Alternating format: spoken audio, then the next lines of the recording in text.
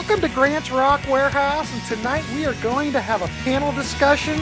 The topic, songs we hate, musical wall punchers.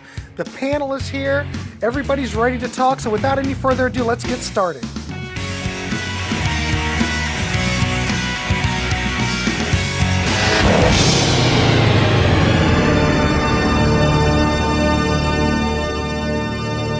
Crank up those headphones. It's time for Grant's Rock Warehouse. Whoa, holy crap. Let me get rid of this. But hey, welcome to Grant's Rock Warehouse. We are live. I'm going to bring in the panel here in a second. So what we're going to talk about tonight are wall punchers. We're going to talk about songs that we do not like. I don't want to be too heavy duty, but songs that we hate. I don't know if YouTube likes that, but that's what we're going to go with. So let me bring in the rest of the panel. We've got DC, Tune Time, he's here. Byron Bold is here. John the Music Nut and Ernesto are here. So, wow, this is kind of a weird way to bring it up, but hey, why not? We're live and we're ready to rap. So, what can I say? I don't know.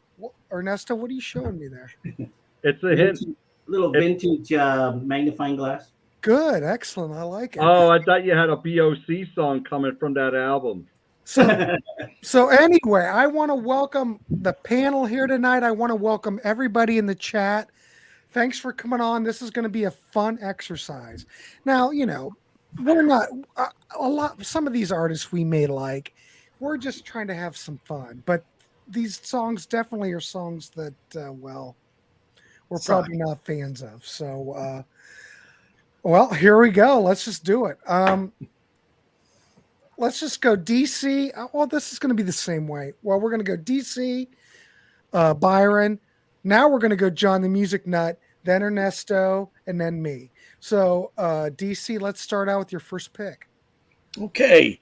I think you prefaced it pretty good, Grant. And one man's wall puncher is another man's sweet serenade. So, you know, everybody just take this with a grain of salt. And sometimes if you say something bad about a song or a group that somebody likes, it's almost like you're insulting their mother. But let's just relax, have some fun, and go about this frivolous little exercise without too much seriousness. There you go. It's like food, you know. Some people like Limburger cheese. There ain't no way that stuff's going to pass my lips, but to somebody, it's culinary nirvana. Okay. So, without further ado, my first choice. Yes, sir. And this first choice pains me, as I love this group and have just about all of their albums, but this one single, and they play it all the time, drives me insane, is ELO's Don't Bring Me Down. Do not like that song. Starts out with a solid beat and a riff, and then it toboggans downhill severely after that. The first indicator we have a stinker here is when we get to the line, no, no, no, no, no, no, no, no. Ooh, don't like it. Drives me crazy. I lunge for the dial as soon as I can hear that intro. But that song doesn't drive me. It doesn't bother. You know, I don't like it. I get it, but a lot of it. I know it's played all the time when ELO has such a fantastic singles catalog. Right. For that song to get so much airplay, there has to be a ton of people that feel differently about it than I do. But for me, it is a wall puncher, and I'm not a lyrics guy. But just the nonsense of this song, it just wears me down. Well, you get the Fritzl fart papa thing going before we get to this other part that goes, "Don't get me down, Bruce." Whatever that means. Don't get me down, Bruce. They don't. It doesn't. It's not Bruce. Gross. I also saw in a lyrics video it said gross. So Bruce or gross. I don't know. But all right, that's fair enough. Fair enough. You're looking good like a snake in the grass. One of these days, you're going to break your glass. it's just awful. This was also ELO after their peak to some degree. Think about it. There were some great. Out of the Blues, probably. Well, Hey, you know. Yeah, We're but on the Discovery's downslide got now. some great singles on it. Aside from this one I cannot deal with, and that's all I'm going to talk about. All for right, now. good enough, fair enough. Good pick, though I totally disagree. It's a good song. You hate See, my it's a beloved good Grand song. Funk. Freaking You hate my Byron says beloved it's a Grand good Funk song. Railroad. Oh, Well, I've you know got what they Grand use it- Funk on here for sure. They use it for a lot of car commercials too. Oh, I'm sure Right, they've it made a sells pretty lot penny of on that cars too. there, DC. I'm All right, sure Byron, they've made a. Yeah. let's throw it over to you. Let's No. shock the panel. And, So, and I just want to mention this real quick. Everybody that's watching and want to leave a comment, throw something in the comment and we can bring it up because there might be something that these might be songs you hate too. So we do want to hear from you. So let's throw it over to Byron. Byron, go ahead. Give us your wall puncher. yeah. So, my criteria here was I actually kind of picked, some people will say, pick some really crappy artists. It's easy to pick some of their songs because they're crappy to begin with. But I tried to pick bands in general that I kind of like, although not all these bands I like that I picked. But a lot of these songs were really popular, Right. and, we're just sick of hearing them, or they're just a really bad song. Some of them that I picked are even covers, to be honest with you. Some songs maybe shouldn't be covered. I don't know, or this band shouldn't cover them. Some of these are wedding songs you hear at wedding receptions too. And those are the worst sometimes. Mhm. I picked some hair band songs. Well, at least one. I got some honorable mentions that are hair bands. We may not get to that tonight. That's all right. Well, let's just see how we sometimes go. the band just completely sells out. So so my first pick, I'm going to go with a band that's pretty heavy. I actually have one of their albums, but they're not like the top of my list. But this song came out, and I was like, "What the hell were they thinking?" And it's a cover. Okay, it's a cover, Right. and it's Twisted Sister, Leader of the Pack. Really? Terrible. If I can find it. Yeah. That threw me a curve on that one. That was an honorable for me. Oh man, that is so bad because I Horrible. It's horrible. I stand with you in this choice. So I don't even know if I need to talk about it. It's just so No, bad. it's horrible.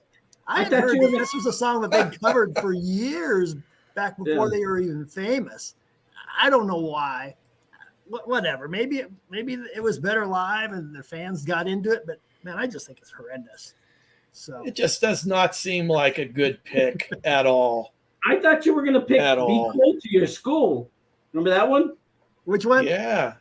Be Cruel to Your School? Oh, Yeah, I That's vaguely remember that one. That was this one bad just- too. This one just stood out beyond Yeah. anything, though. So I had to go with it. all right. Well, anyway, Star says, "Good evening, gents." Kathy evening, Moore's Star. concerned Everyone. that we're going to throw in a Barry Star. Manilow song. Uh-oh. But I can Uh-oh. guarantee Very you, low-hanging fruit. yeah, there's no low-hanging fruit here.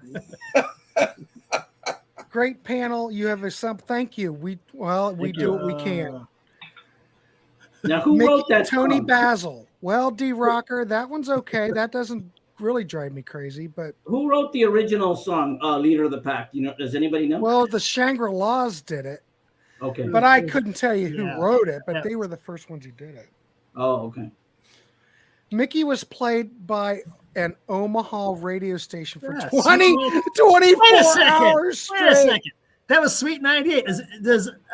Are you from Omaha, Ermine? Yeah, where are you from? She has to be. I Brian remember when they McFadden, did he's that. just laughing. Annie T says, "Sweet Caroline, Neil Diamond. Love Oh, Neil, hate this Lord. song." Well, Oh. gentlemen, what do you think about that? Because, well, It's a bit overplayed, but I like the tune. I don't. But think it's about not a it, wall like puncher in for me. a setting where a sports setting, people love that song. Oh, at Fenway Park. Oh, it's I'm just Yeah. gonna Golden. say, DC, you're breaking my heart with that pick. I'm sorry, Ermine, but that ELO song cannot have it in my He's world. talking to Dave. Dave from Ohio. Dave from Marion, Ohio says he's talking about Bruce Lee. Maybe he is. Wow. Yeah.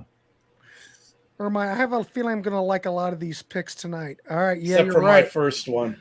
All right. We'll be back with the comments. Keep them coming, kids. Let's go over to John the Music Nut. All right. Well, this artist was named after a food, and he got he made his way on the Rocky Horror Picture Show, and then he sang on Ted Nugent's Free For All album, and then he made an album that sold a cajillion copies, produced by one of our favorite artists, Todd Rundgren. Yes, sir. You probably all have this album in one way, shape, or form, and it's Meatloaf, Bat Out of Hell, and the song is Paradise by the Dashboard Light. That's a good song, man. It is a good song. But think about this, Oh, they don't play that song anymore. They No, used I haven't to heard it in years. constantly. Oh my gosh. Well, You're in Pennsylvania. Maybe they still like it in Pennsylvania. they still like it in Pennsylvania. You can't escape it in Pennsylvania. I liked this song when I was 6. And then the 80s, when you were driving around on the square in Yeah. Wilkes-Barre, Shooting the loop.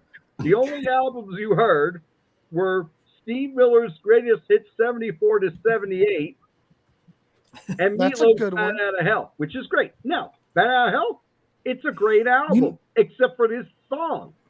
Yeah. And this is what killed me on this. This got played through the 90s, too, as Meatloaf made his huge, improbable comeback. But we actually saw it coming because he was playing theaters here and selling out. And meanwhile, his albums were going cardboard, right? So he comes out with Bat Out of Hell 2. They're still playing this song to death. And then I go out to karaoke on Thursday night. Oh, Jesus. Here we And go. And this is what would ruin it for me. There'd be these same 4 people, one of whom could sing, who would go out. that's usually how karaoke goes. Yeah. And then One out of every 4. and they would sing this song every Thursday night at this bar, which has gone through so many names I can't keep track. To the point where I'd have to walk out of the bar until the song was over. And then eventually I'd just walk out of the bar for a half hour because that was what killed it for me, ladies and gentlemen. Yeah. It was the karaoke That's fair over and enough. over. I finally just had to stop going to that bar because it was just too much. In that instance, I agree with. I stand with you there, John. That would be the death knell for any karaoke event Ooh, to do that too. And as long as it is, and as over the top, let Meatloaf handle that, folks. Yeah, and that's Great not a cover. knock on Meatloaf. He's a he was. Meatloaf. He was a fantastic performer. I saw him twice. He was great both times. He always had a killer band with him. He played drums on that Land of 1,000 Dances off the wrestling album. He was a fantastic fantasy football player. You gotta love all that stuff. But I don't love Paradise by the Dashboard Light, even if Kasim Sultan's playing on it. So there you go.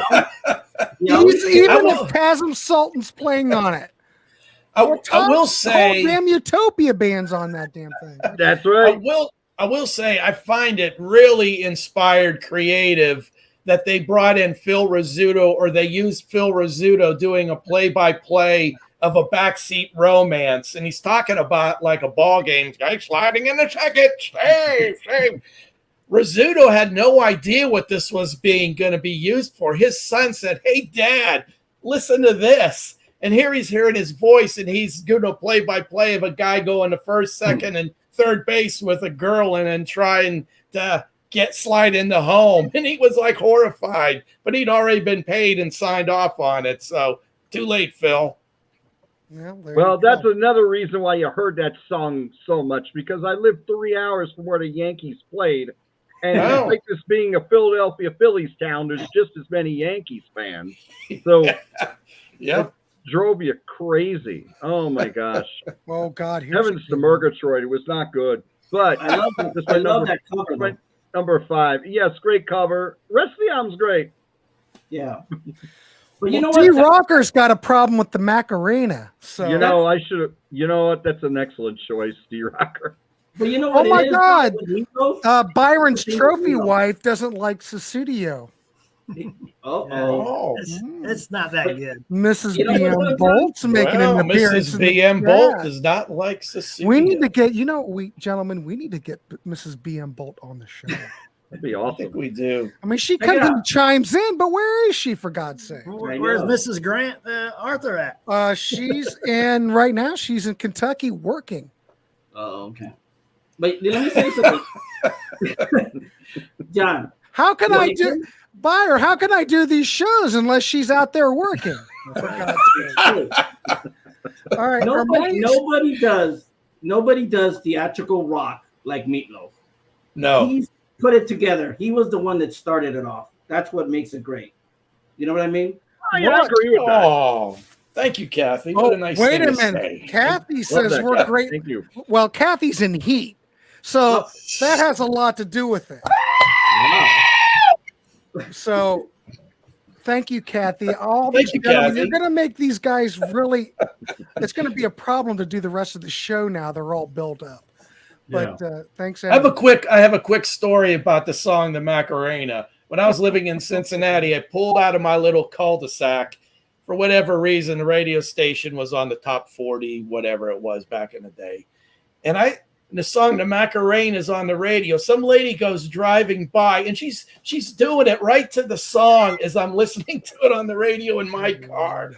All right. Okay. Enough of that. Enough DC, of that. for God's sakes. We got to keep moving. It's going to take all night. It's going to take all night. Ernesto, we're going to throw it over to you, my friend. What is your first pick? Okay, well, I'm picking some really good ones, so hopefully you guys will understand.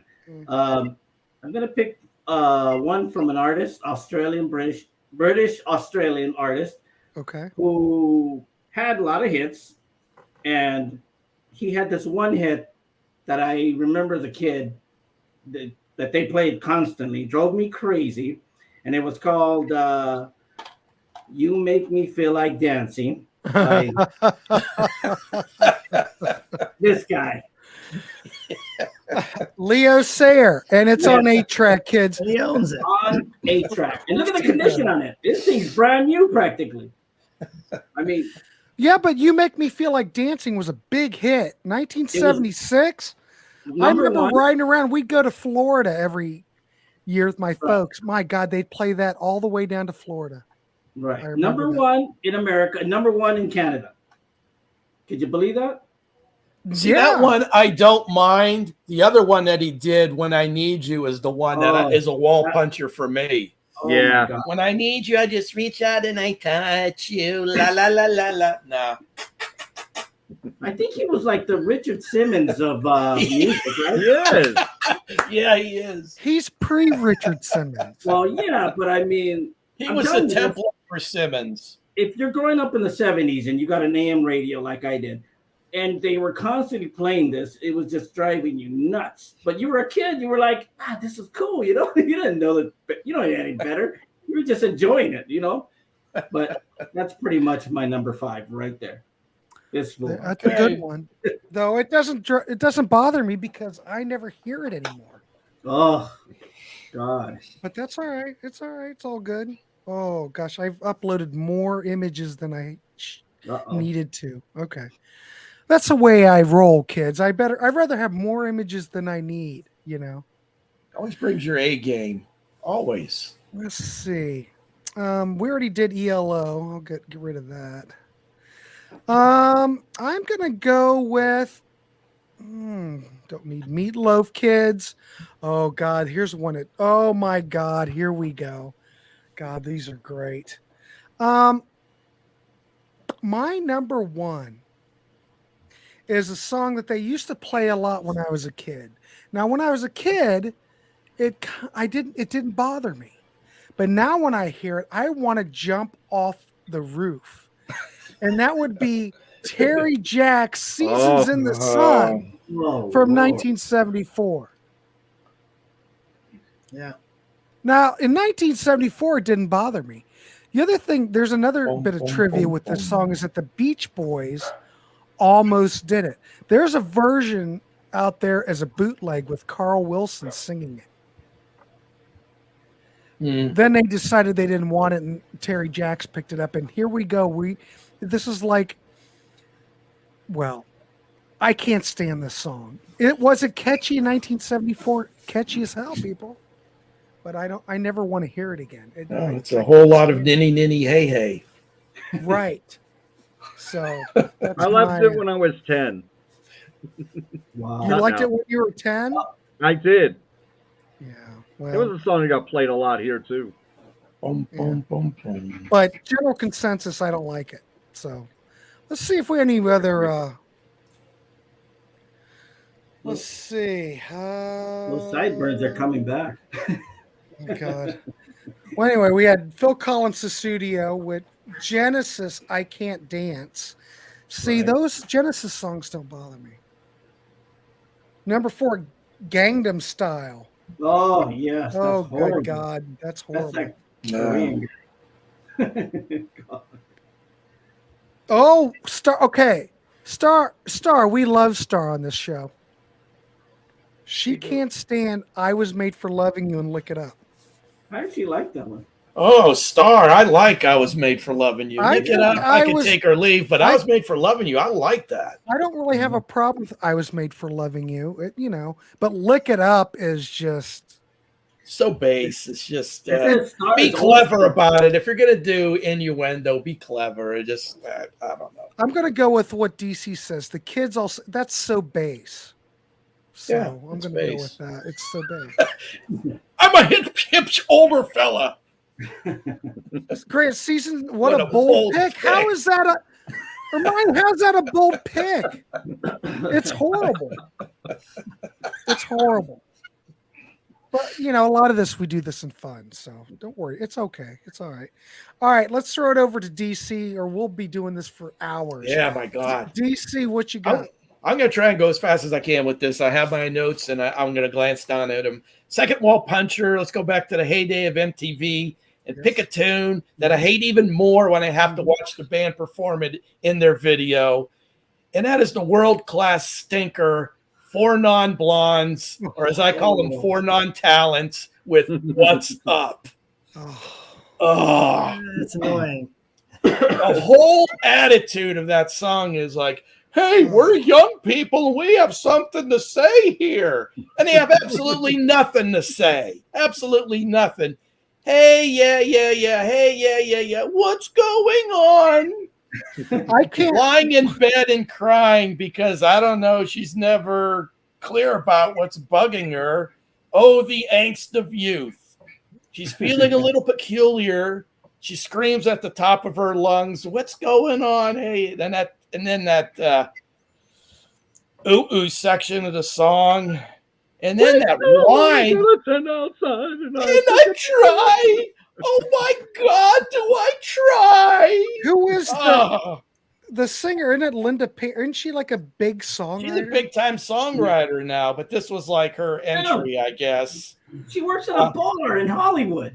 Yeah. I don't know, but I watched the video today, and everybody looked like they're homeless. Yeah.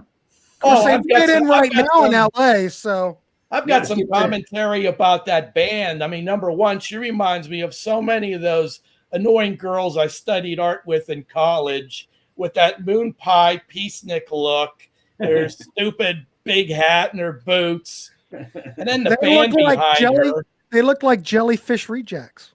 Yeah. Oh, those people in the band. The one guy looks like Butthead from Beavis and Butthead, the guitarist.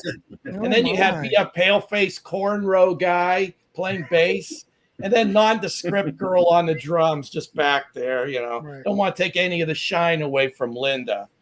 Just abysmal. It's just abysmal. The way she bobs her head back and forth and looks up. Okay, wait a minute. Oh, you're killing me, Smalls. Look how cool Star is. Linda Star Perry and is I great. would They not- did a great cover of Misty Mountain Hop. Check it out. No, Was no, this never. four I don't think they have a non-blondes second doing it? chance. Hey, Grant, how much is the CD? You can get that CD for $1. Oh yeah, absolutely. Also, that video includes the band frolicking on a playground, on a merry-go-round, and on swing sets. Right. It's just ridiculous. Horrible. Anything out of David Hasselhoff's mouth sucked, but don't forget, Kathy, David Hasselhoff was big over in Germany. They love him over there. Yeah. I don't know, Kathy. You're saying the panel are 5 dreamboats, but not David Hasselhoff? I got a I'm question. trying to understand that Process myself. there.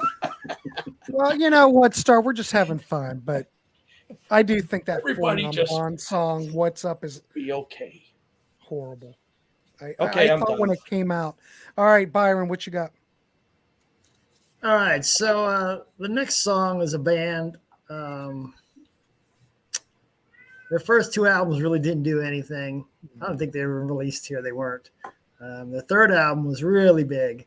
And they had a cover on there, which was huge. So I believe it was their 4th album. They decided, well, let's cover another song by that same band. Oh, I know where you're And going. that really, I thought the second cover totally sucked. The song is, well, the band is Quiet Riot, and the song is Mama, We're All Crazy Now. Oh, wow. You know, their first 2 albums with Randy Rhoads were kind of this cheese rock, you know, where they're appealing to the teenagers, and the Mental Health wasn't too bad, but Kevin DuBro's vocals just kind of wear on me, and that Mama, We're All Crazy Now. It's still that song about, oh, you know, mom and dad, you know, don't be so hard on us kind of shit. And it's like, this sucks. You know, they went to that Slade well one time too many. They did. Right. Boy, they raided their catalog. Wait a minute. Look, Ernesto's got some Ernesto's eye got candy. the intro. Eye candy. Yeah, I have that album. It's not too bad. But man, that Mom, We're All Crazy Now sucks. So you're saying that this album's no good too? Yeah, that was the second album in the U.S. Condition Critical, not Mental Health. Yeah. No one talks about this record anymore. No, they. But I listen to Mama, We're All Crazy Now, and it might as well be Come On, Feel the Noise. They're kind of the same song. Yeah, like I said, they went to that well one time too many, which was twice. I like both the Slade versions of those songs. I like. But I think it's the Kevin DuBro factor here, which just kills me. So yeah, the third one was probably better, right? Do you think the third album was better? I gave up on them after that. Mom, We're All Crazy Now. I was done. Our Dreamboat tag has been rescinded. Oh no, I'm not sure, but someone, Hermione thinks your pick, DC, was a home run. Thanks, Hermione. All right. Oh, Walk Like an Egyptian, the Bangles. That's I don't mind that, but it's not. If you look at the Bangles' work, their catalog of work, I don't think they wrote that either. So I don't know. Maybe Linda Perry wrote that one too. Probably Linda Perry and her dreadlocks. Probably wrote it with her dreadlocks. Okay, Ernest. Wait a minute. No, John the Music Man. All right. Now, this is a band that a lot of people don't like, but they're very popular for some reason. I don't dislike them as many as most. They're still popular. They're still selling a bucket load of albums. It's Nickelback. Oh, This is Byron's new favorite band. No, I don't own it. No. No, Creed. I picked up some Creed, not Nickelback. Oh, well, it's the same thing. same thing. I don't hate Nickelback. I don't listen to them either. Go ahead. Thank you. The song is Photograph. Now, not only is this clumsily written, you can also guess the next line. in every song, and some of the lyrics are just god awful. I mean, it sounds like the lyric. It sounds like something that an 8 or a 10-year-old would write, but yet people like related to this song. I mean, it's not. I mean, there's so many better songs relating to photographs. Give me Def Leppard photograph. Give me Ringo Starr photograph. Give me. I'll tell you what. That Picture song by Kid Rock and Sheryl Crow. That's like Stairway to Heaven compared to this song. This is bad. And now you know what else? Give me Ringo Starr photograph, for God's sakes. That's right. And I'll tell you. And yeah, and you know what? I don't know. It pains me. This song's like almost 20 years old, and 2005. Time has flown. Oh my God. Hey, you know what my joke is, gentlemen? I'll be dead before I know it. It's going by so fast. Yeah. So I'm trying to enjoy it the best I can. Yeah, you're right, Ermine. There would be a Nickelback mention, but I will say this. How You Remind Me, I think kicks ass. I think that's a great song. That was their first really big one. That I like. And the rest, I don't care for this. They had once a wall puncher, it will haunt you to the rest of your days. Bad. Tremonti could actually play guitar. Big difference. That's true. Yeah. I don't even know who Tremonti is. He's with Mark Tremonti, guitarist for Creed. And then very good. And they later formed Alter Bridge, who were much better than Creed, in my opinion. And then he played with Eddie Van Halen's son too, did he? That I'm not sure of. Yeah, I think he played with him. Scales Rhapsody says "Taking Care" is the worst song ever written. You know what they call God, listen to that. All right. For anybody who's interested in this cat, like Kathy is, this cat has dementia. Tell them about it, DC, and I'm going to get ready and we'll throw it over. Tell them about your cat. He's one of two. The other one has stomach issues. This one's got dementia, but he's kind of losing it little by little, but he still loves hanging out with me, and I kept him out here for that very reason, in case he got chatty. But he's got dementia. Groovy Lisa says the cat hates Creed. That might have been why he was hollering on the other side of the door. Who knows? Probably. I get it. It's okay. All right, John the Music Nut, thank you for Nickelback. You've really brought down my day. Let's give it over to Ernesto and see what he's got. Before you change over, somebody once said that Nickelback is the Canadian version of the Foo Fighters. I'm trying to. But Dave Grohl could sing. Well, yeah, that's true. That's what they were saying. All right, I'll give you this. Those first two Foo Fighters albums are killer. Yeah, Wasted Light's killer record too. Yeah. Some of the others. I like the Foo Fighters. Come on. I like the Foo Fighters too. So the cat has dementia, but has great balance. Yeah, that hasn't left them yet. In cats, that's the last thing to go. Yeah, hold on to their balance to the bitter end. Once that cat loses balance, DC knows what to do. Gonna be a dark day. Kathy thinks your kitty made the show. Oh, look at that.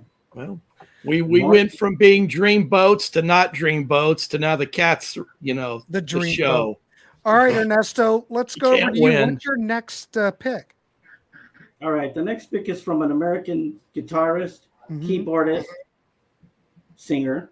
Okay. Pretty well-known person. You guys will know who he is. He was in a band, little popular band back in the day called the Raspberries. Oh God, are you really going to go down this road?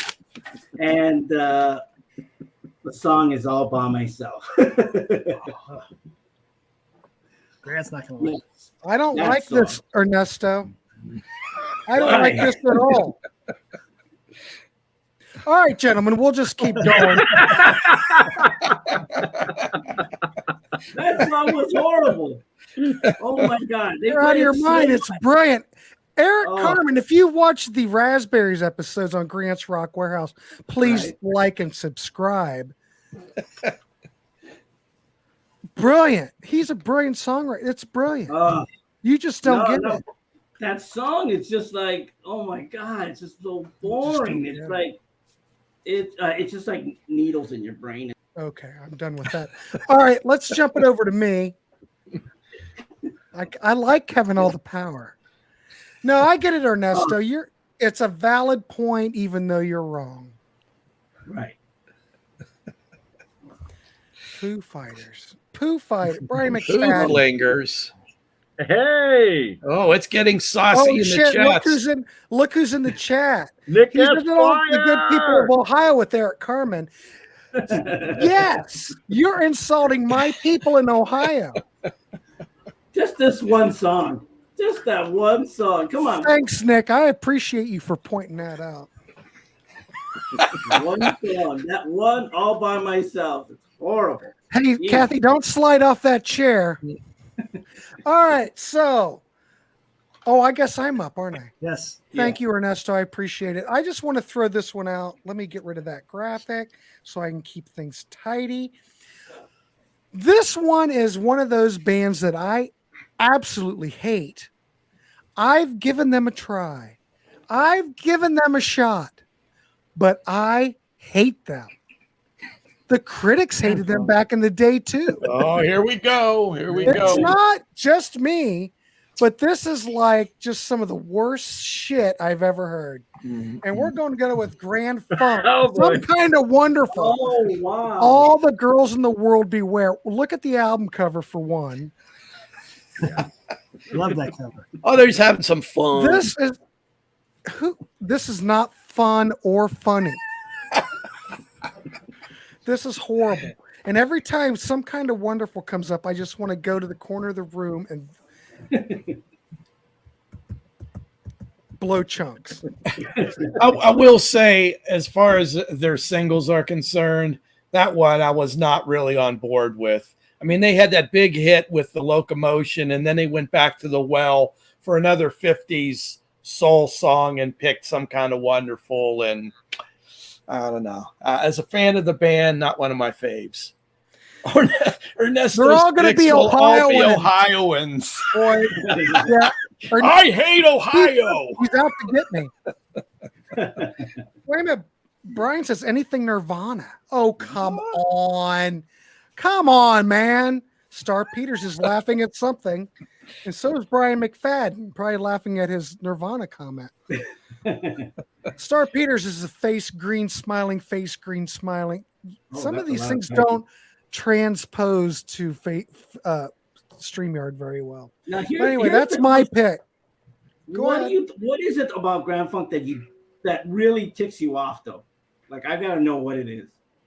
I like I'm Your Captain, and I like We're American Band. That's it. Everything else is just... I've been beseeching you to listen to Shining On. Have you ever listened to that song?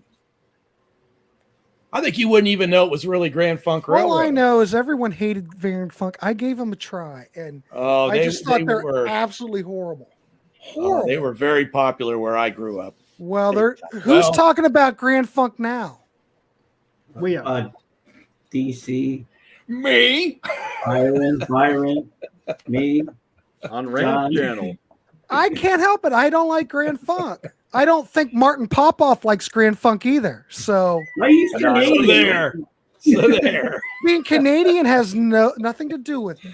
If you're an American, you gotta like Grand Funk. I should have had Martin on this program. Zavich, Shining On is a good pick. All right. Just when you have a minute, listen to that one and then get back to me. The if you album like it. or just the track? Well, they help. I mean, there's a lot of good stuff on that album, but listen to Shining On. If that flips your switch, listen to the rest of it. It won't, but I will. As a favor to you, I will check it out. Thank you. Thank you for that kindness. And again, everybody, we're just having fun. But this truly is horrible.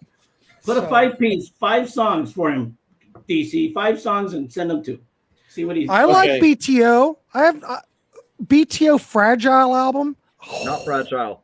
Not Great Fragile. album. Which was a response to Yes Fragile. But I like both of them. That is a great record. Come on. All right. Anyway.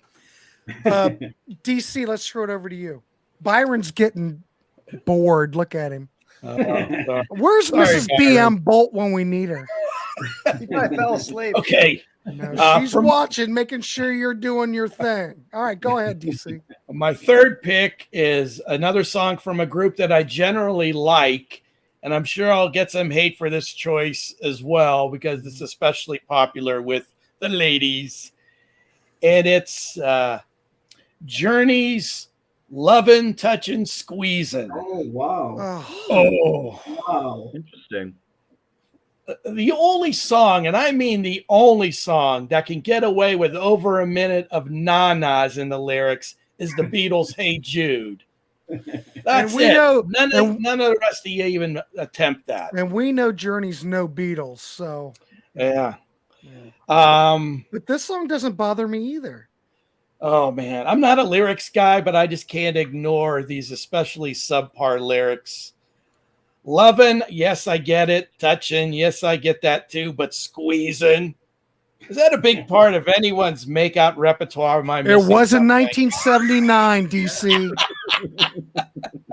Am I supposed to read between the I lines? know with that? people that were. There you go. I know some people from that era that were loving, touching, and squeezing during that period, even though they don't remember that year at all. Loving, but touching, I know that they were smooching. doing a lot of that.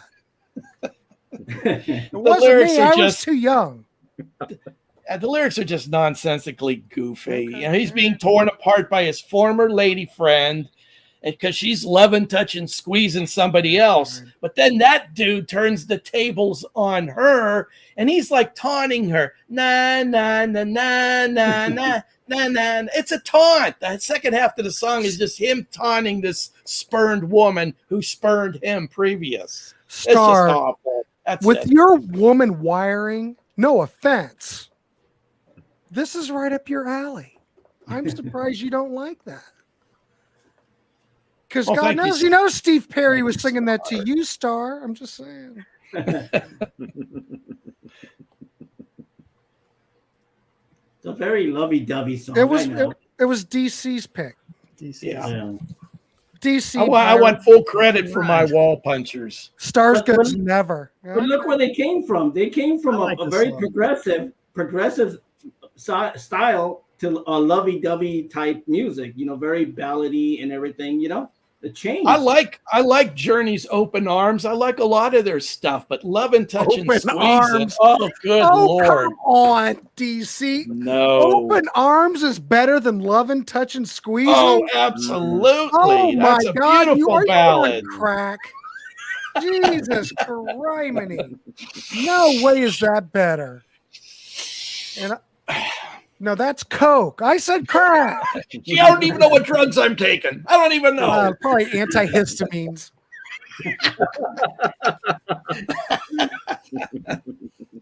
Too much.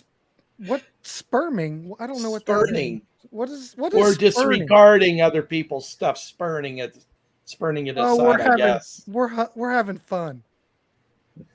Nobody in Canada likes Grand Funk. Can I tell you? An American man. But there you go. Well, you know, Martin doesn't like Grand Funk. Look, oh my, I'm laughing so hard I'm crying here. This is great. It was Martin Popoff. He doesn't like Grand Funk. Oh, maybe, of course, Martin, if he would pop in here, that would be great. Brian's also said, I remember someone saying that BTO is more Southern rock than most Southern rock bands from the South. I never got a Southern rock vibe from them.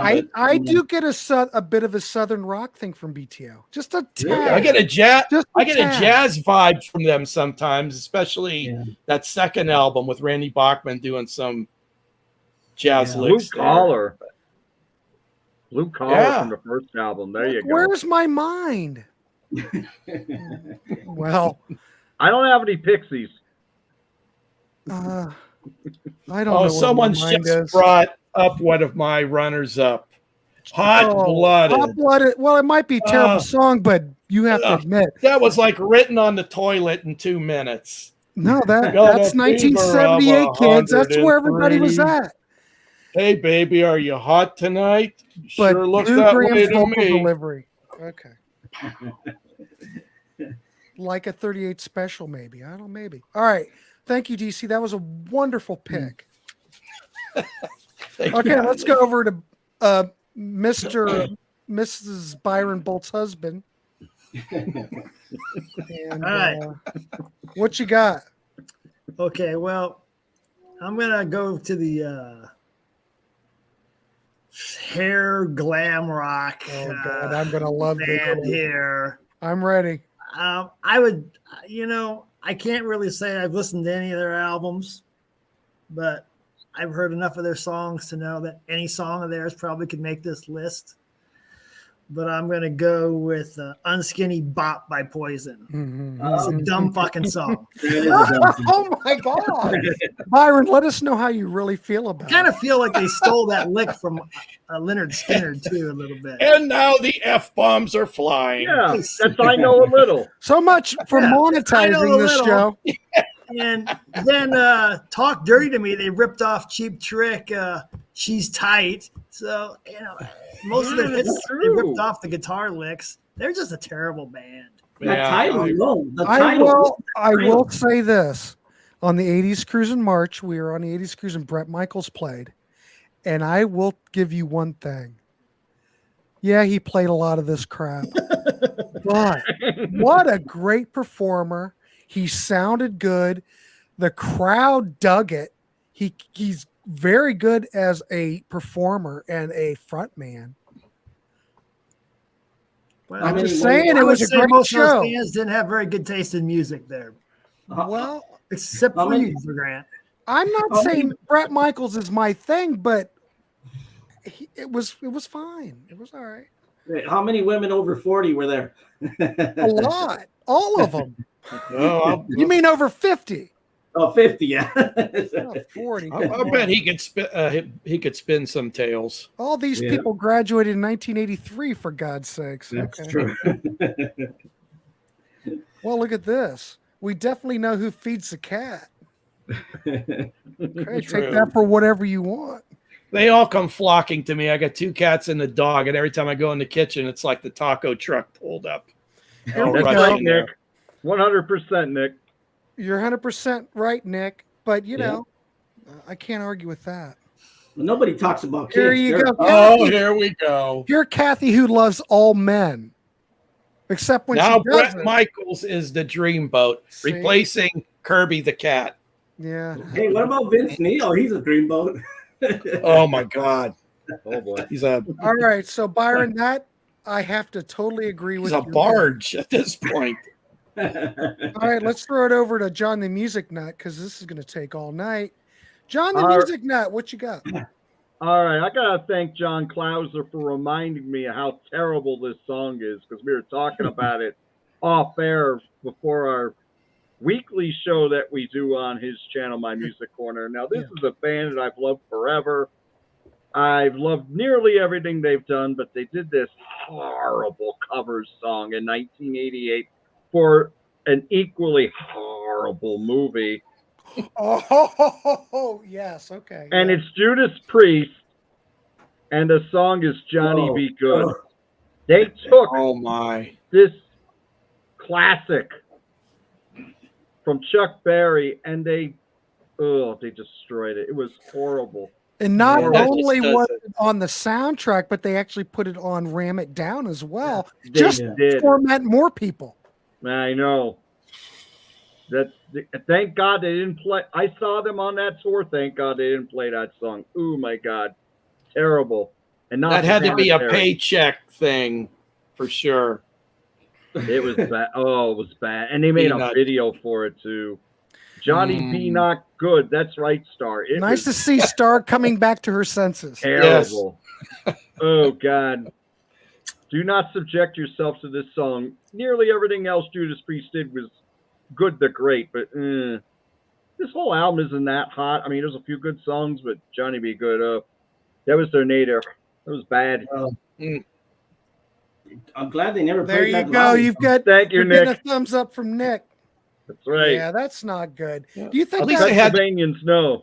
do you think when Judas Priest did that track is when they jumped the shark? Do you think that's when everything changed? No, No. because Before 2 years later they came out with Painkiller, and they were heavier than they ever were.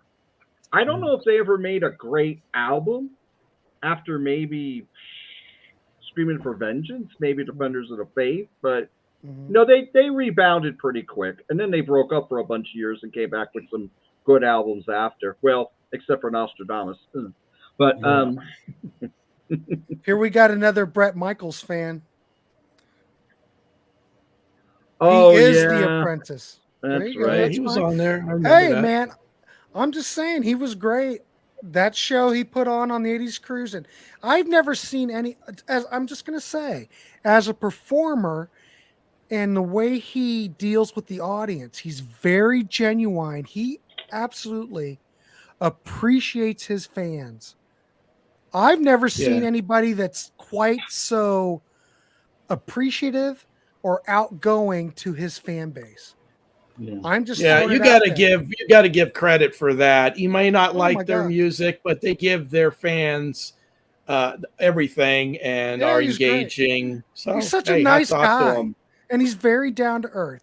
So whether you like Poison or not, I don't like Poison. I think that's the most horrible shit on the planet. But I think Bret Michaels is a nice fella. I'll just give it that. Poison or Grand Funk Railroad? Yeah. Now, did they break up after this? I probably that's tough. All right, who are we on?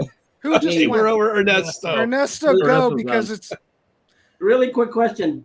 Did they break up after this album? I who? can't remember. Judas Priest? Priest. No, they broke up after Painkiller. Oh, which was okay.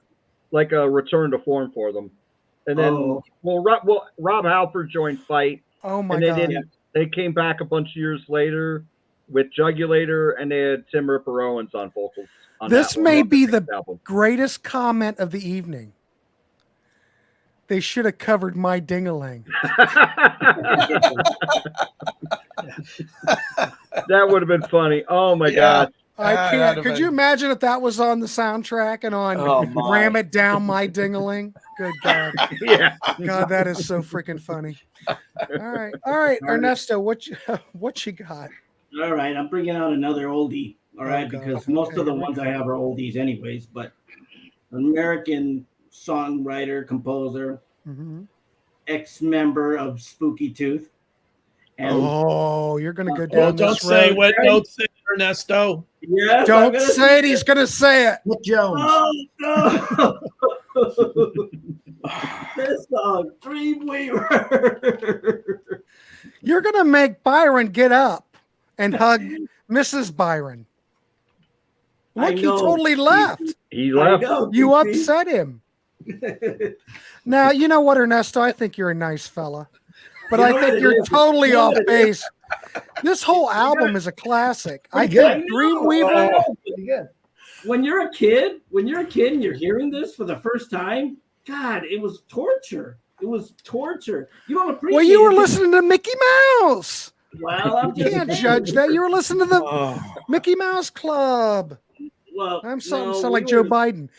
Yeah, Hey, we were man. listening to a lot of stuff. This is And Mickey Mouse.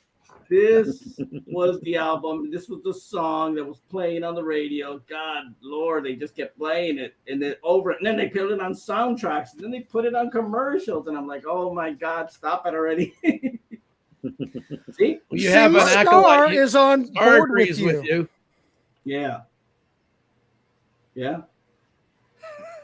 I'm just saying. That's just Okay, that's fine. That's fine. That's fine. great cover though. Looks nice. I don't know. Nice eye makeup. I'll give him that. He's Yeah. certainly dream weaving.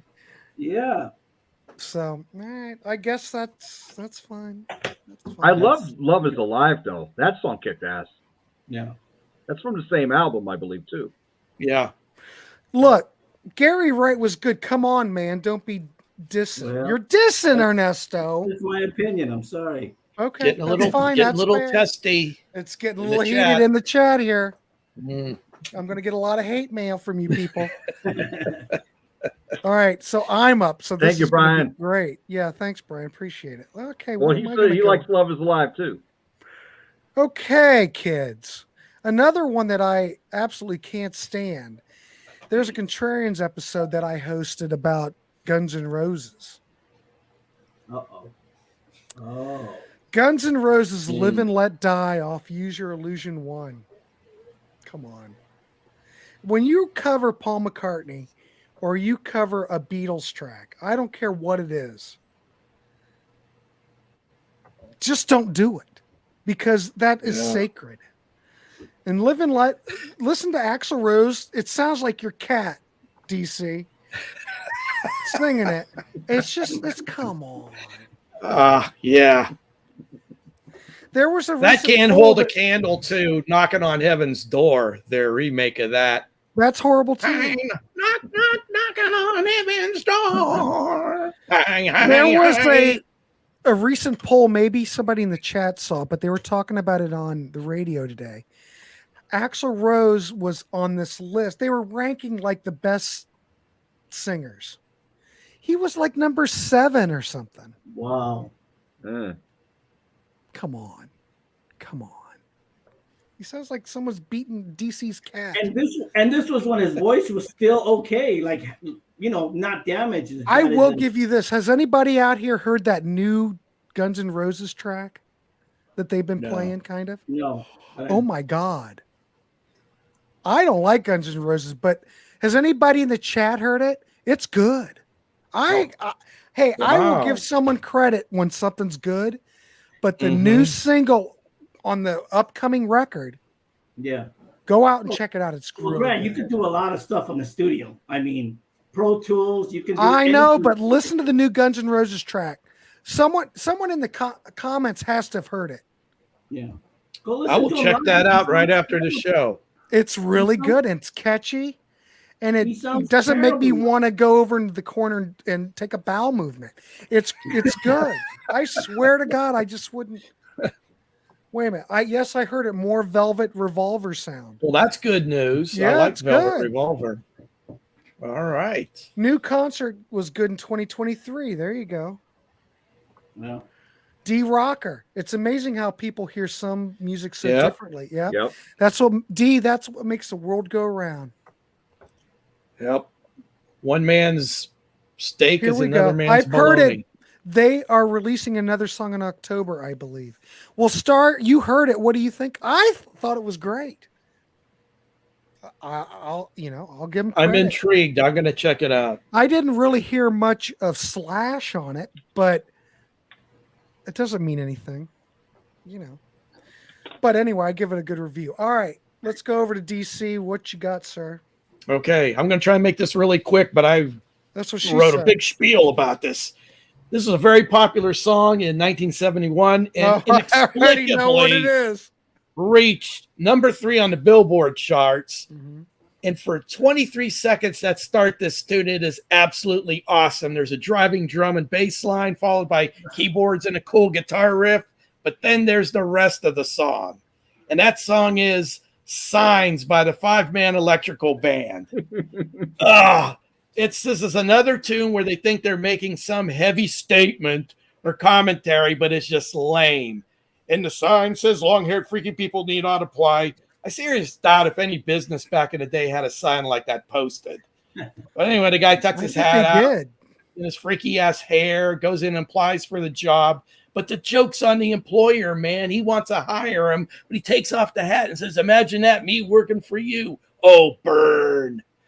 And then sign everywhere is sign, blocking out the scenery, breaking my mind. Getting hassled by the man. Do you just like the Tesla version too, or? I'm not familiar with that. Okay. Well. And there's another part, and the sign says, "Anybody caught trespassing will be shot on sight." So I jumped on the fence and I yelled at the house, "Hey, what gives you the right?" Well, it is private property, so you got every right. In fact, that homeowner would have done all of us a big favor if he would have blasted his ass off the fence when he climbed up there, and we wouldn't even have to deal with this song. Then he goes on about putting the fence up to keep him out and keep Mother Nature in. There's a lot of public parks and everything you might want to wander around to if you want to find a little Mother Nature. See, where is your peace? And then the final, if God was here, he'd tell it to your face. Man, you're some kind of sinner. For putting up a sign to keep off his private property. I'm sure God's got bigger things to deal with. This was the Woodstock era. Where's peace and love? Peace and love, DC. Bitching about private enterprise wanting someone to wear a shirt and tie to eat in their restaurant. It's just like a convenience store. No shirt, no shoes, no service. And them's the rules. And then it gets really poignant here at the end. The organ starts playing all somber and reverential as the protagonist enters the church to kneel down and pray. The loafer was probably just going in there to get some free air conditioning. But anyway, they pass around the plate at the end of the service, and he doesn't have a penny to pay. Well, if you weren't such a dirtbag pantload, you could have had that job that guy at the beginning of the song offered you, and you'd have a penny or two to drop in the collection plate. Instead, he's a dirty hippie. Dirty hippie. And yeah, so I got me a pen and a paper. Probably had to mooch that from someone in the church, and he made up my own little sign. I said, "Thank you, Lord, for thinking about me. I'm alive and doing fine." And then he goes, "Woo!" It's just awful. Just awful. There's something in the chat we need to address. John. Yeah, I really like that song. John. Saturday at midnight, I'm talking about. Now, sign? No, wait a minute. Well, we're overriding signs right now because we have a Cheap Trick. Yeah, I'm talking about the Cheap Trick. I actually dig it. Now, everything all comes back to Cheap Trick. Now, I will say this, John, maybe during this era, you know, there's some cracks in the foundation that happened during All Shook Up. So as we progress, but I don't think Saturday at Midnight is really too bad of a song. Gentlemen, panel, it's anybody? More new wavy than usual for Cheap Trick. It's not their usual flavor, as the kids say. You got to watch out, kids, when you bring up Cheap Trick at Grant's Rock Warehouse. Be careful. I mean, it's pretty darn good compared to anything on that Busted album. Busted. What is the song? I have to make you mine. I want to make you mine. Classic. That was the. It's on Busted. That's on there. Roy Wherever Would I Be? Yeah, that's good too. Rock and roll. 2 songs on that record that are good. Okay. Well, isn't that one a cover? Yeah, Rock and Roll Tonight. Rock and Roll Tonight's a Move song or a Roy Wood song. One of those. That's right. I can't remember. It might be a Wizard song. I think Rock and Roll Tonight's a Wizard. Yeah. Wizard. There you go. You learn a lot here in the warehouse, just hanging out by the water cooler. Entertaining and informative. Entertaining then informative. All right. Well, thank you, DC. I appreciate you ripping apart signs. I got a real tear today. That was very what's the word I'm looking for? Thank you, informative. Very in-depth analysis. No doubt. All right, Byron, take it away. Okay, so I'm gonna go with another cover track here. Actually, don't mind the artist who covered it, and I think the original is not too bad. It's like a track from the '60s, but this is a song that they just seem like they have to play it at every wedding reception. People just seem to love it, and it just makes me want to go outside and get away for a while. Tommy James. It's a Tommy James in the show. Yeah, so it's Billy Idol, Moni Moni. Oh, okay. I don't mind Billy Idol. I love Billy's work. Don't like. I hate when I have to hear this at a wedding. I don't know why. It just the crowd just seems to think it's the greatest thing ever, and it's like this is not that good. Well, Byron, let me ask you this: if you listen to the Tommy James and the Shondells version, does that bother you, or you're fine with that? Do you look at this track like, on why do we even have to remake this? The original track stands on its own. I'm just curious. Why do we have to play this at every wedding reception I go to or used to go to? It seems like you have problems with weddings. Play the Tommy James version. Yeah, you need to take it up with the DJs there, but I agree.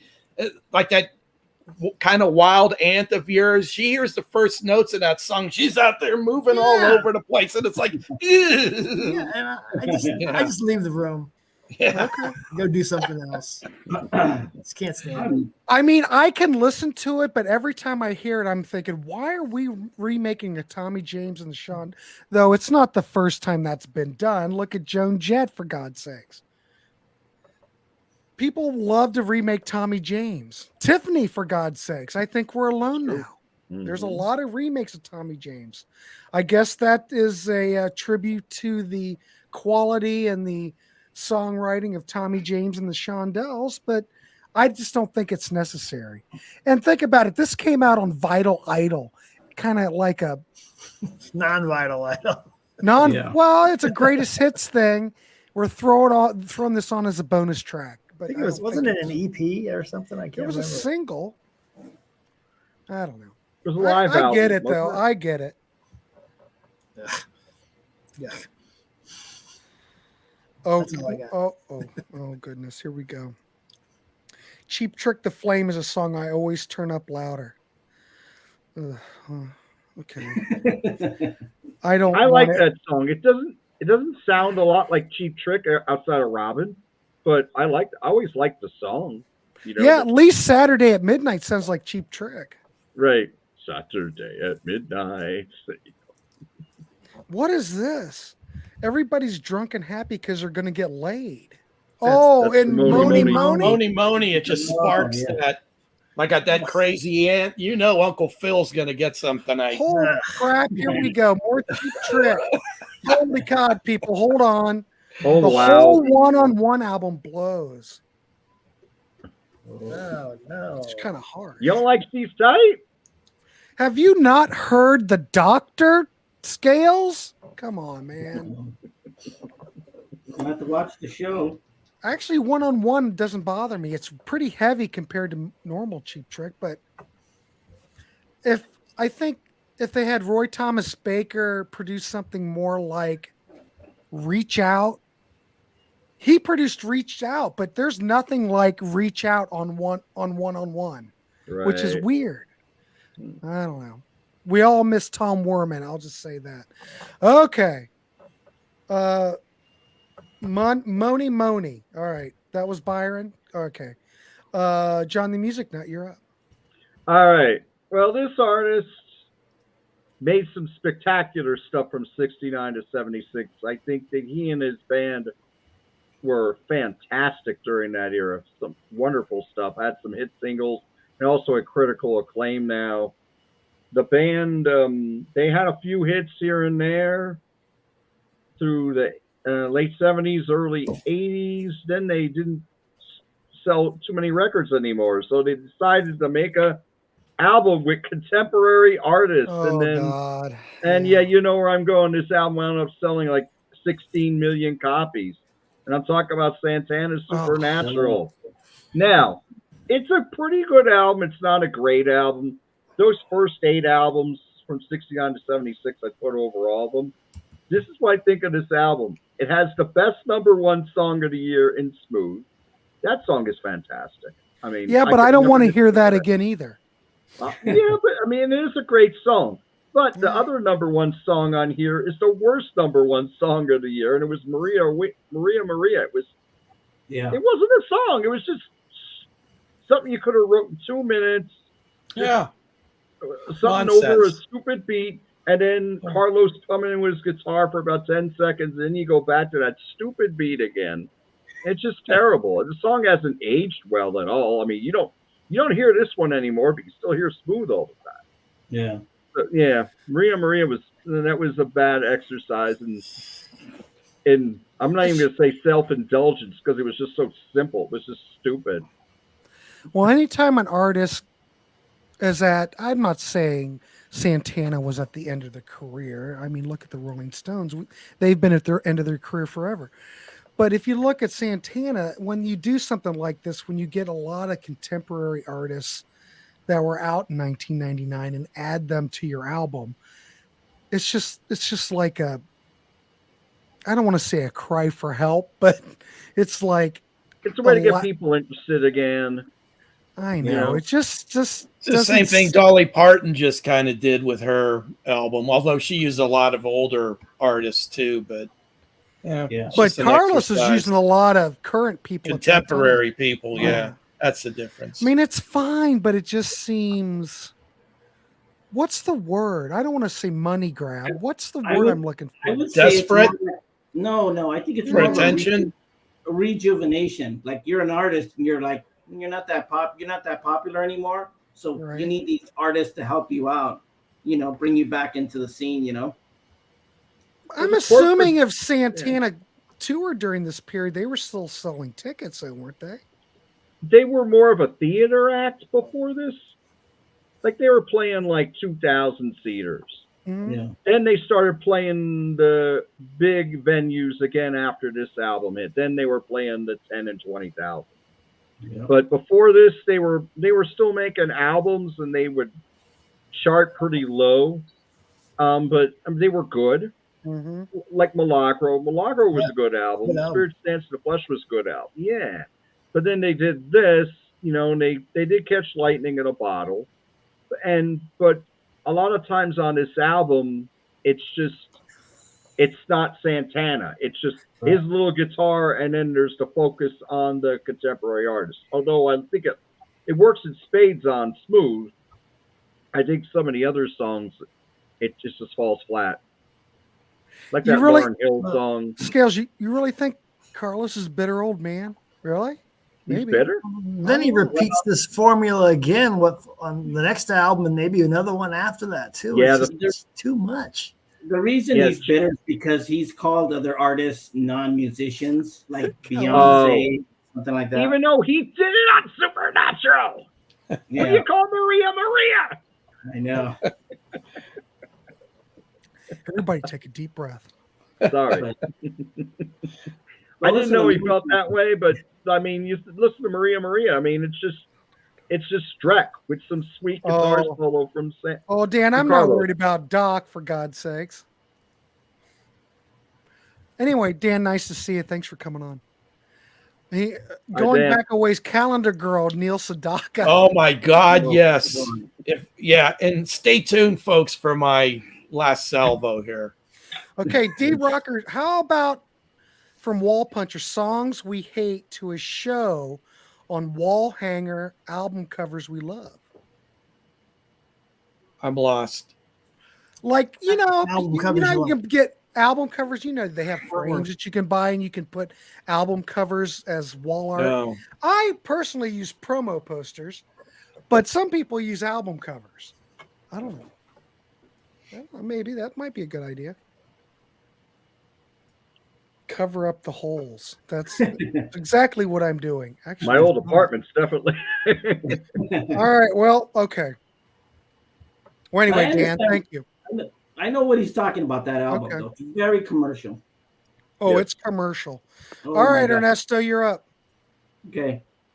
Now, this is not just an album. This is probably the most successful soundtrack of all time. 20 million copies sold. And it drove me crazy. I mean, it's not a popular, it's not, it's a soundtrack, but it still drove me crazy, and, to this day. And it's a little movie called The Sound of Music.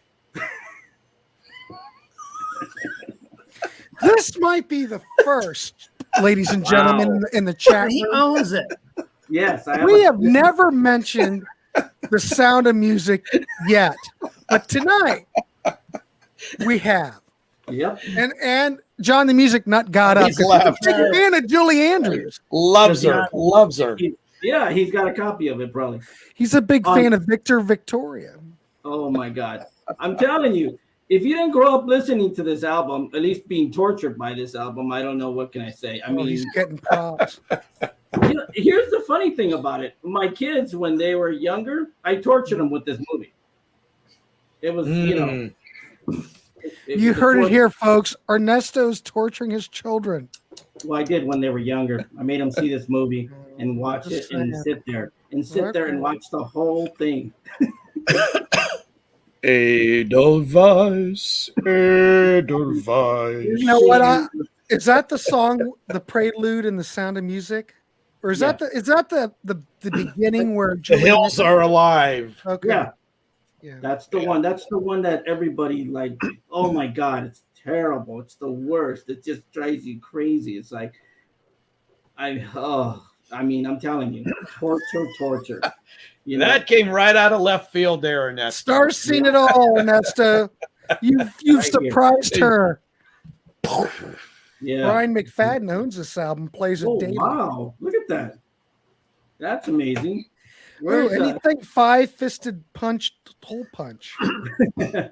You mean five-fingered hole? Death punch. Whatever this, that is. This was gonna be my number one, but believe me, the next one I got is a doozy.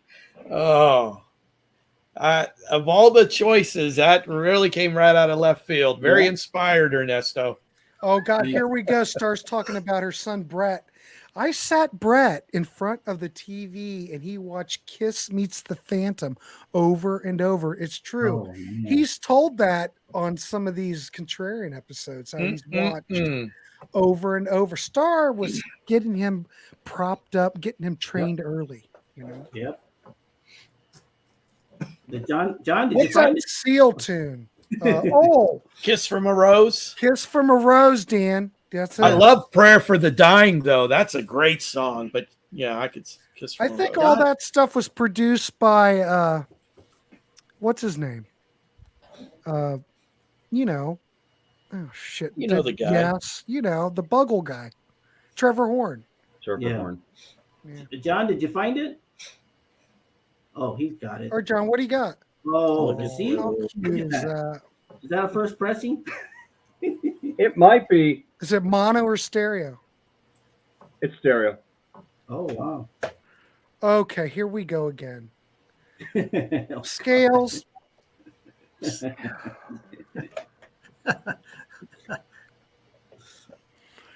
He's talking April wine now. For God's sakes. Your favorite period of April wine, too. And there's the promo poster right there. Come on. Scales, man. Come on. Where's the Canadians at? No Canadians here tonight. I don't know. They run from the warehouse. All right.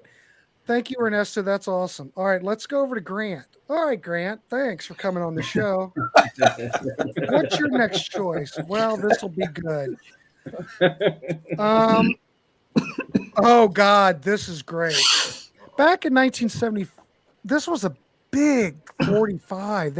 Casey Kasem played this, American Top 40. And when you're a kid, and I mean a kid, you think this is great. But my God, this has to be one of the most horrible songs ever written.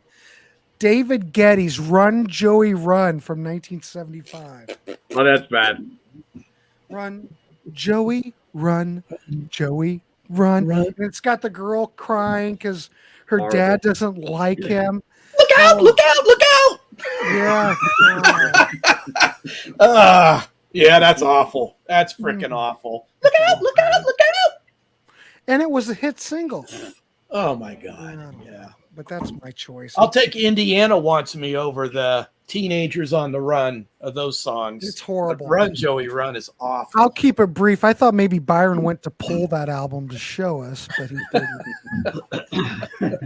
No, I have a second album.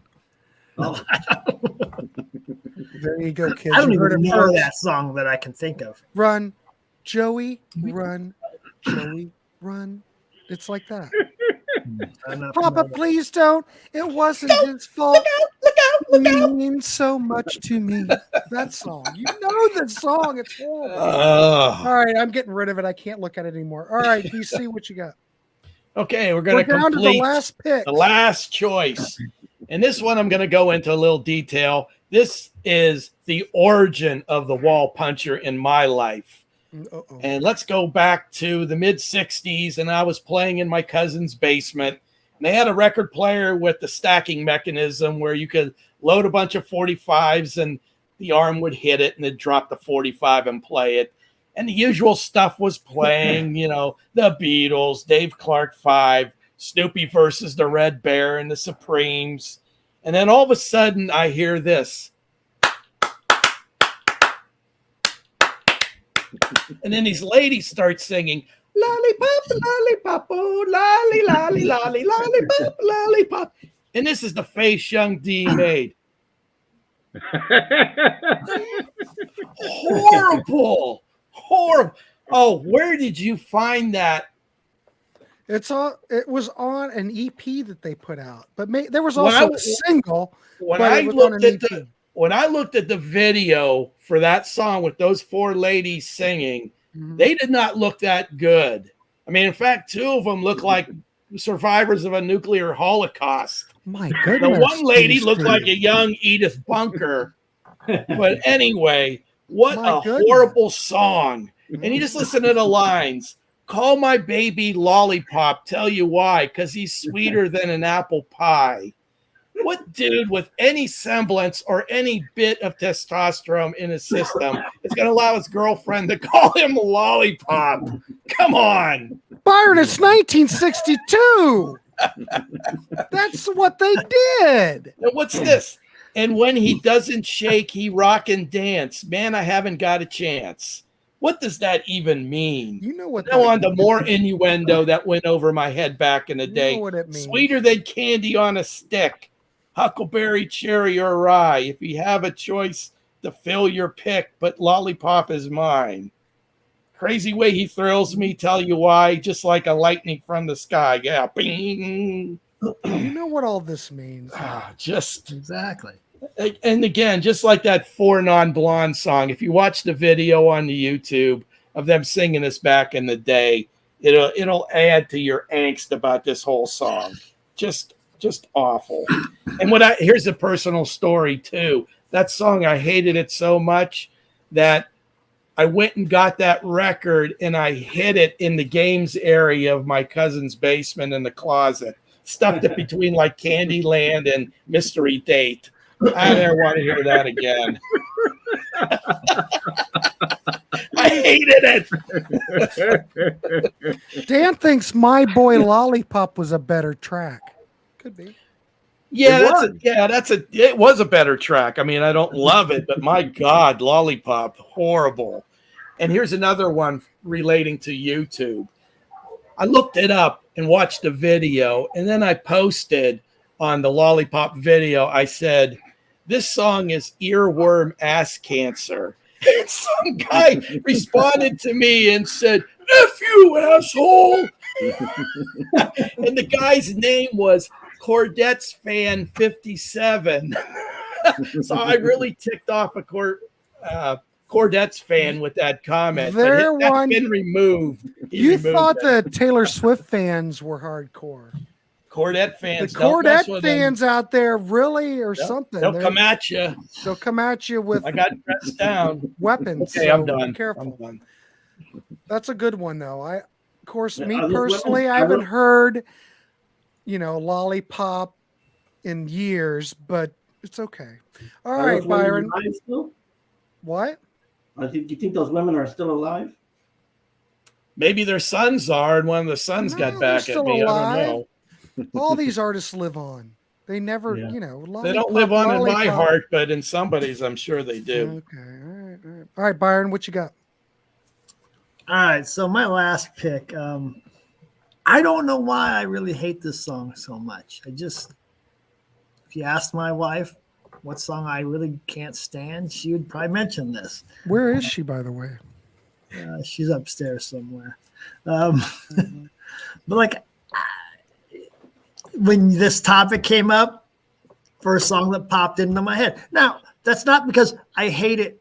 I don't hate it more than some of the other songs that I've mentioned. It's just I've hated it for so long. There's other songs I hate more, but this one goes way back. And like I said, I don't know why I hate it so much, but maybe because I'm just tired of hearing it on the radio. I'm tired of hearing it at every goddamn wedding reception I go to. Holy shit. Byron in the weddings. I mentioned that in this introduction. How many weddings do you go to? I used to go to quite a few, it seemed like.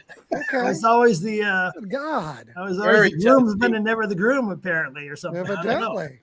But so this may rub somebody wrong. Is it Big Balls by AC/DC? No. But, okay, so I said this may rub somebody wrong, a few people wrong, I don't know. But I'm going with BTO Taking Care of Business.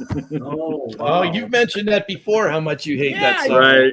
I don't like it. I don't know. It just. Oh, they played that on a wedding? Oh yeah. In maybe 1975. Well, I'm an You old don't guy, play that man. All during the anymore. 80s, they played us at the weddings I'd go to. Wow. Oh, And and I'd the hear it only on the radio. panelist here that hangs out at weddings. Classic rock. Played all the time on there, and I just don't think it's that great. I don't know what's so special about it. Well, it was a pretty big Take single. It Care. kind of put BTO on the map here in the States. Yeah, I don't know, man. I was never a really big BTO fan. Now I've been picking up a couple of their albums recently, but yeah, they're not too bad. But that song it's not at the top of my BTO favorite That's songs fair. list. It's That's not. Hey, you got to go how you go. Yeah, I mean, Yeah, Hey. that's fine. All right, gentlemen, let's just keep going. I'd love to do that. I just love to. Oh, look, he switched spots. Scrambled. Oh, I get to shit. go again then. Now I'm all screwed up. All right. Thank you, Byron. That was good. Let's see if we have any comments about BTO. That's wild, Byron. no Nobody's- argument here. Nobody's. No, okay. Hmm. Don't like it. Oh, I am what I am. Wrong. You mean I am what I am? You mean Edie Brickell and the New Bohemians? And Running Down a Dream by Tom What I am Petty? is what I am. Isn't that Yeah, Edie Brickell? Yeah. No, I like that. I like that. Mrs. Bolton here too. Oh, John Patterson, BTO are giants in this country, equivalent to America's Van Halen. yeah. And John, I'm assuming you're up in Canada, and all I'm saying is Byron just Definitely. Shit on. defecated on Canada. As far as I'm concerned. We may have war now. Bring it on, Canada. Mrs. BM Bolt. Oh, shh, shh, shh, Oh, here we go. All right, shh, everybody. I'm going to read this. Actually, DC, read that. Byron is right. They play BTO at a ton of weddings. There's even a dance that goes with it. I didn't I'm know not that. familiar with that. That's news to me. Mrs. BM Bolt, we need to get you on a panel. The Taking Care of Business dance. Now, I'm, Four-wheel drive is a good one. yeah, Yeah. it I'm is a telling good you, album. I love all that Great album. BTO stuff. Holy crap. Once Blair- Non-Fragile is a classic. The Canadian. Once Blair Grand Thornton joined, they really, in my opinion, Stepped the it up, band really right? skyrocketed. Blair Thornton did. added that second Taking Care of guitar. Christmas. I was trying to imitate the Fonz saying he was wrong. All right, Dan. Ah. We need a little bit more Fonzie around here. Yeah. Okay, so, all right, Ernesto is. Oh no, it's in. Am I next? Wait a minute. No, that was I'm up. Byron. We've John. John. John. I'm Oh, up. John. All right, you got. I'm all screwed up now. John, go ahead. Sorry. All right. Oh, you all bring it in the comments too. And I have to Mhm. bring up the Aloha Pussycats. That's right. Nothing like the Pussycats. Aloha Pussycats. You know, Can we even say that on here? Along with the Hoopla Triplets. That's right. There you go. And the Popsicle Twins. Weren't Yeah. they on the Gong Show? Oh yeah, yeah. I think that was the Gong Show. I just remember No. Juicy JP. All these other references are. Oh yeah. Oh, Juicy JP. I remember. I remember JP Morgan. Yeah. And she was very memorable on that show. She's a very saucy lady. No doubt about it. She's a legend. I think she's still alive too. Uh-oh. Hello, JP Morgan. Anyway, let's go on our number. Anyway, go my ahead. number Go one. ahead. All right, my number one. Okay, this band has been around forever. They peaked in 1980. They made a album that sold a cajillion copies. They hit a downturn for a little while. Their albums were only going gold. Oh. And then they had this big comeback in 1990 with an album called The Razor's Edge, and it's AC/DC. Now, Oh. Thunderstruck was the first video. Fantastic track. Still sounds great. Money Talks was the second song that got released to radio and video. That was a big single for them. I think it's their highest charting single. And then the third single came out, and it was the horrible, vomit-inducing Are You Ready? Which you still hear on WWE broadcasts to this day. It was bad in 90, and it's bad 33 years later. What a horrible song. Another song that a 6-year-old, not an 8-year-old, mind you, but a 6-year-old could have wrote. My goodness. Terrible. My goodness. And this was the last AC/DC. Oh, wait, I'm sorry. I bought a CD later on, like 25 years later. But this is kind of when I gave up on AC/DC, even though this sold 5 million. But Are You Ready is horrible. Bad. Not sanitary. It's terrible. I don't dig. Do not subject your loved ones to this song because it's just too. I mean, I like some dumb fun, but this is beyond dumb. This is bad. I'm done. Well, they still play it on the F Classic Rock radio station here, and every time I know. I Here think too. I don't like Brian Johnson's vocal performance. It looks like he's taking his testicles and putting them in a vice. Yeah. Have you ever listened to, like, on YouTube, like the Gordy stuff? Brian Johnson really can sing. But then for some reason, okay, I don't mean to make a lot of hate, but go on YouTube, look at the Gordy, the band he used to be in, and listen to the way he really sounds. Yeah. Well, he was great for those first 3 albums with AC/DC, and then his voice was never the same after flicking a switch.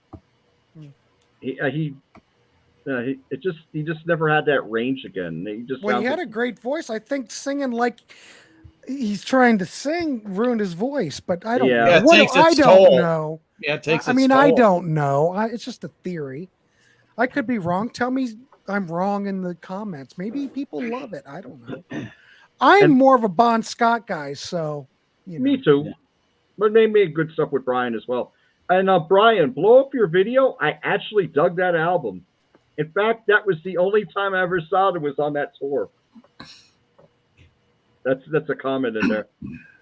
Oh, oh my God, I'm backlogged. Yep, the Fonz did get in tight with Aloha Pussycats. That's right. Oh, Dan. Oh my God. Dan, I got that Blue Ash CD that you recommended. Oh my God. Is that good? They're from my hometown. They're from Youngstown, Ohio. Yeah. Yeah. Oh my God. It's great. They were ahead. It's power pop. They were ahead of the curve. They were power pop before even power pop existed. Yeah. What year's that from? I think it's like 71. 73. So, yeah, it's very Nice. early in the 70s, 72, 73. Yeah. Nice. I got to check that out. You've been thunderstruck. Come on, kick that. All right. So Ernesto? Ernesto's up. All right. I'm still in shock because AC/DC's on here. I'm like, wow. Are You Ready? It's terrible, though. Ugh. I don't know, but Thin we're going to get a Lizzy, Are You lot of Ready? hate. Great. They got some mad AC/DC, songs. Are You Ready? Not good. You know, kids, I just wanted to reiterate, we're just having fun. I mean, you know, yeah, you do have a point with this song. It's kind of not very good. All right. Ernesto, go ahead. This is my last one, and it's a doozy because, like I said, when they play these songs, you not only hear them on TV, in commercials, in ads, everything on the radio, blah, blah, blah. Another famous soundtrack, 30 million copies sold, came out in 1978. Mm-hmm. Grease. You're the one that I love. That's a But good one. people love that song, though. It's just too much. It was overplayed all the time, and they use it now for everything, you know. But there's something sad about this, though, too.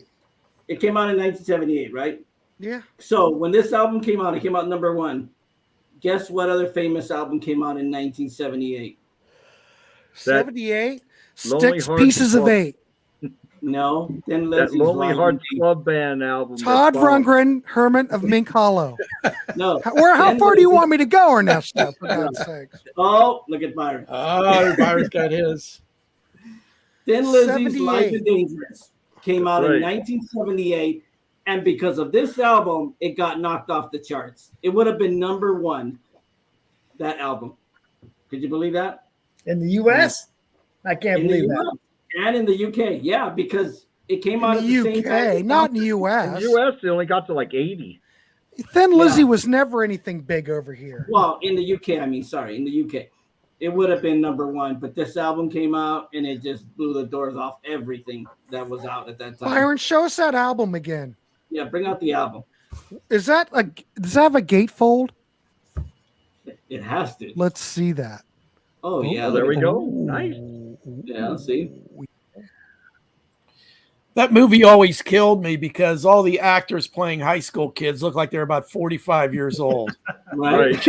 Because Olivia Newton-John and John Travolta were too old to play teenagers. Yeah, So but John Travolta, think about Welcome Back, Kotter.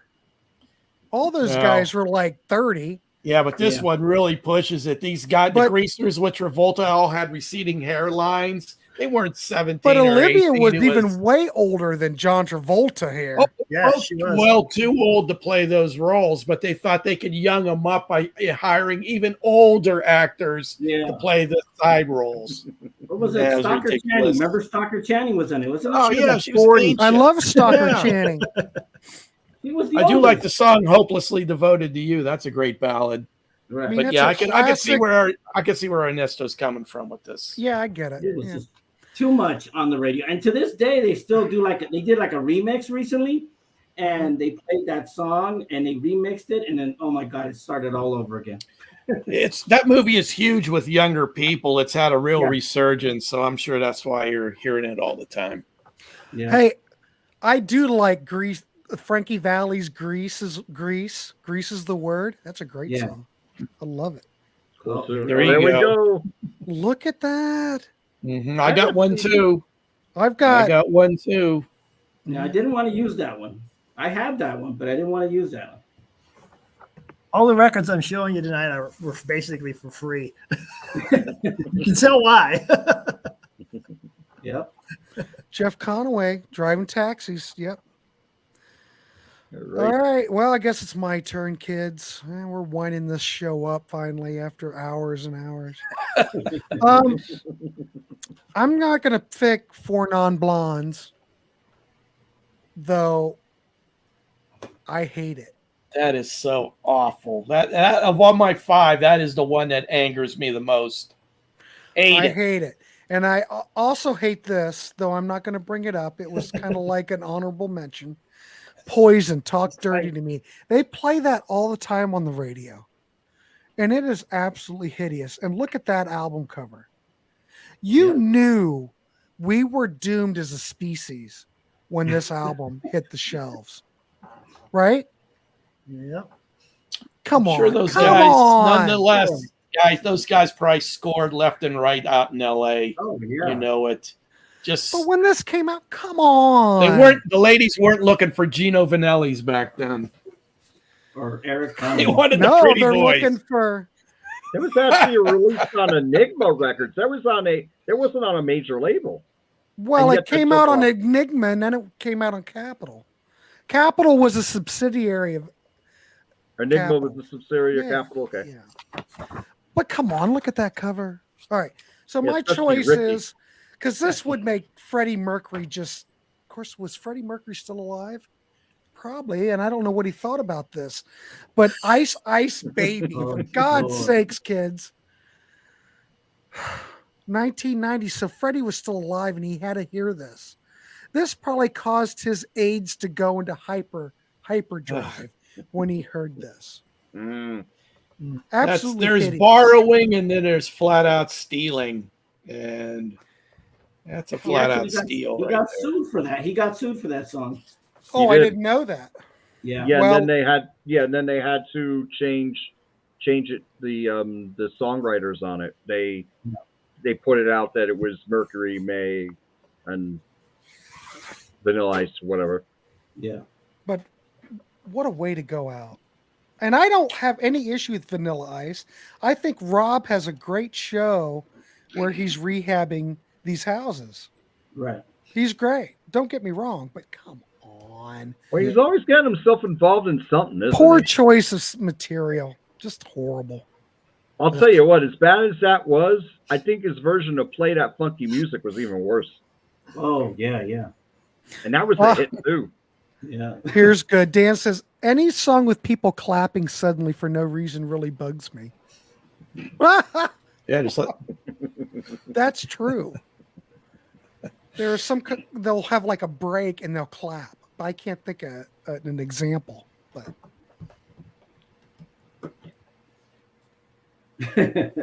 Break it down. There you go. Oh. We still didn't get Rickrolled yet. Fingers crossed. We're done, Brian. We went through our whole list after 3 hours. No, it wouldn't go 3 hours. But we went almost 2. But that's all right. It was fun. But this was all in fun. You know, that's all. Yeah, Absolutely. we don't care. Everybody gives everybody shit. It's fine. I don't know what's next on the channel, but there's more down the pipeline. So We're doing 1975 in a couple weeks. 75 is next in the queue for this group. okay, so this group will be back together. We'll be doing 1975. So we'll be looking at all of our top 10 favorite tracks from 1975. So D Rocker says, time to call the drywallers after this session. Yeah, A lot of holes right. punched. A lot of holes punched. Yeah. It took a lot out of me putting this together. I almost didn't get it done. It took so much out of me. That's why we were late. Well, everybody had good choices. Everybody had a different. It was a lot of fun, and it was a different kind of conversation because we're always just shouting the accolades of the music we love. But Yeah. for as much as we love music, the songs we hate, we really have passionate hate too. So we need the other side. But even if I hate it, I don't know if I really hate. There's songs I don't like, and then there are some I hate. Four Non-Blondes. What's up? I do hate. I will punch a wall over that song. I do hate that. Brian's been waiting for 1975. It's coming. Grant, how in the hell did you get shut down last week? What do you mean? Part of the 90s show. You're streaming. Well, there's probably something that upset YouTube, but I know the one show got pulled. Sometimes when they do when they check these shows, you'll get they'll take down the whole damn show, but I could repost it and it would pass. All these shows that I put up, all these 90s shows and 80s shows that I do, I upload them first and have YouTube check them. But when you live stream, whatever's checking it, it really is, it doesn't like live streams. So I don't know. It's fine. No big deal. It is what it is. It's like Russian roulette. It's like YouTube Russian roulette. It's kind of exciting. Living on the edge. Living on the edge. What a show. All right. Thanks, Hermine. Thanks for all your comments, too. Thanks for coming and buddy. showing up. Brian, have a wonderful weekend. Yes. I'm not doing a live show this weekend. My wife's coming back in town and we're having a birthday celebration on Saturday, and I'm not doing anything. My birthday's Sunday. But are you going to any wedding? Happy birthday! Happy early birthday, there, Grant. I hope I make it. Getting up there, damn near dead. This was fun, guys. Hope you all have a great night. Peace out, all. Thank you. It was a lot of fun. Any chances for a perspective show on the current state of big band touring in North America? I'm not sure I can add much to that. John, I've been so busy with this damn channel all year. I've only been to one show. Talk about your milestone. What about your new milestone? Yeah, I hit 4,000. That's good. Wow. Well, here in the warehouse, we have a lot of inventory, and we just try to keep the warehouse moving. Great stuff. Thanks, Dan. Appreciate it. Thank you, Dan. Thank you, Dan. I appreciate it. Thank you, Star. What would I do with that? You see that by D Rocker? What's going on? Oh, don't. Oh, look, Mrs. B.M. Bolt. Yeah, where's my... look at that. Oh, that's Mrs. nice. B.M. Bolt, where's my cake? Waiting for my cake. Got you cake for your first. Send a cake show emoji. Put up a cake emoji for the man. I'm waiting for more cake. All right, everybody. Well, we'll see you. We'll do another listening party a week from Saturday. I don't know what we'll do. We might do 60s. Maybe we should do a 60s one. Maybe. We'll see. Oh, Dr. Hey. Frankenstein checks in right at the very good end. doctor's here. Oh, The doctor, you're too late. Oh. Oh, he's been here. He just hasn't been making comments. Okay, that's cool. All right, well, we're going to get out of here because we've went a long time. I want to thank DC, John the Music Nut, Ernesto, and Mr. Bolt, Mrs. Bolt's husband. And Mrs. Bolt's husband. Yeah. Yes. I want to thank everybody in the chat for showing up. It's been fun. And this has all been lighthearted. We're just having fun. Got to have some fun on some of these shows. So we'll see on the next one. Stay tuned. Please like, subscribe. And I think everybody here's already subscribed. I don't really have much more to add. We'll see you next time. And with this group, like I said, we'll be doing 1975. So stay tuned, kids. We'll see you. Everybody. Good night. Take care.